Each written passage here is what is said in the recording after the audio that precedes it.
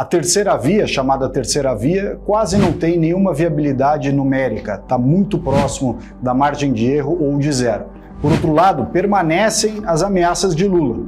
Lula continua sendo o grande mal a ser evitado. A esquerda brasileira e todo o atraso, a visão retrógrada das ideias progressistas, enfim, tudo aquilo que a esquerda representa, continua sendo um grande risco dessas eleições de 2022. Se de um lado o Bolsonaro tem feito um esforço enorme, apoiando as empresas, fazendo uma série de medidas que foram importantes durante a pandemia, quando João Dória e outros governadores e prefeitos fizeram fecha tudo, fica em casa, economia a gente vê depois, Lula não teve o menor constrangimento em dizer quer reduzir o padrão da classe média. Esse é o Luiz Inácio Lula da Silva. Por outro lado, quando a gente pensa na família brasileira, enquanto Bolsonaro se cerca de pessoas que têm boa índole, boas ideias, vários valores e princípios para serem defendidos, Lula descaradamente anuncia que gostaria de liberar o aborto, uma das questões mais controvertidas e equivocadas que se passaram no cenário político brasileiro.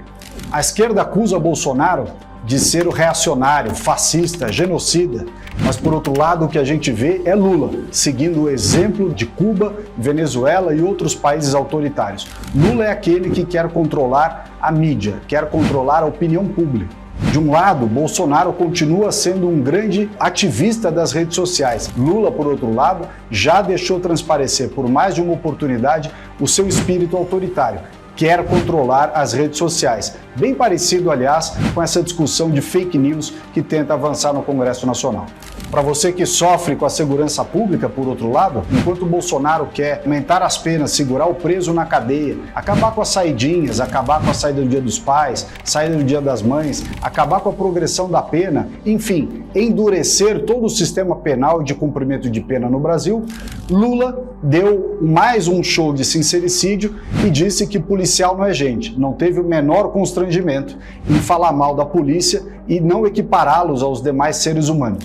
Outra questão importante para a economia é o respeito inclusive à responsabilidade fiscal. O governo Bolsonaro reduziu a relação dívida-PIB, fez uma série de mudanças, fez autonomia do Banco Central, enfim, avançou na lei de liberdade econômica.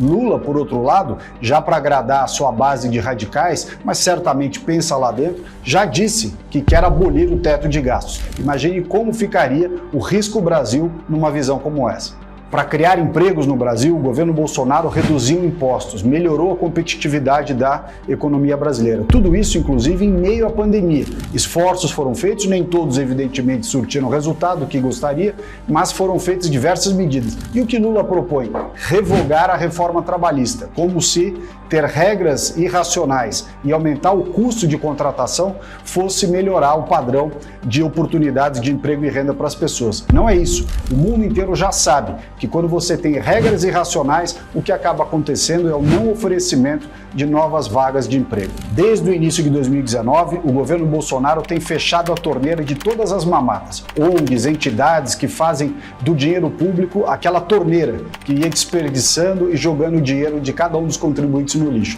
Inclusive o recurso que servia para financiar as invasões do MST e do MTST. Imagina quem Lula quer trazer para o centro de governo se ele fosse eleito? Justamente o MST, que aterroriza o homem do campo, e o MTST, que junto com Boulos vem liderando as invasões de propriedade privada em todas as cidades e nos grandes centros urbanos. E veja que o espírito democrático é uma coisa curiosa. Enquanto o Bolsonaro é atacado, dizendo que ele não é um democrata, que não prestigia o Estado Democrático de Direito, a esquerda, em todas as frentes, tem tido toda a liberdade de se posicionar e fazer discursos e ataques da forma que querem. Lula, por outro lado, instigou a população a ir constranger famílias de políticos e parlamentares em suas casas, uma coisa que nem em Cuba é feito mais. Enquanto Jair Bolsonaro defende o legítimo direito à defesa, direito individual inalienável, Lula quer fechar os clubes de tiro. Ele já não gosta de polícia e não quer que você se defenda. Depender dele, só quem vai ter arma no Brasil são os bandidos. Por falar em clubes de tiro, é interessante essa mentalidade seletiva de Lula em relação às armas. Ele defende o desarmamento, mas anda com escolta armada. Quando uma família de brasileiros de verde e amarelo foi criticá-lo lá na Unicamp, os seus seguranças, empunhando submetralhadoras, puseram para correr famílias de bem. É realmente uma vergonha que um homem que usa um relógio de 80 mil reais se diga um trabalhador brasileiro. Por fim, meus amigos, eu gostaria de lembrar a vocês, no dia 1º de maio, Dia do Trabalhador, o Brasil decente que trabalha, paga seus impostos, da família conservadora brasileira, esteve na Paulista. Milhares e milhares de brasileiros de verde e amarelo, pessoas de idade, jovens, homens e mulheres, foram de graça defender os princípios da liberdade e da democracia. Enquanto isso, o show pago com dinheiro público de Daniela Mercury, onde os vermelhos, liderado por Lula e o PT, não reuniu mais do que meia dúzia de gato pingado. Isso mostra a grande falta que faz para eles o dinheiro público do imposto sindical que antigamente pagava os sanduíches de mortadela para militância e fazer volume nos shows e comícios do PT.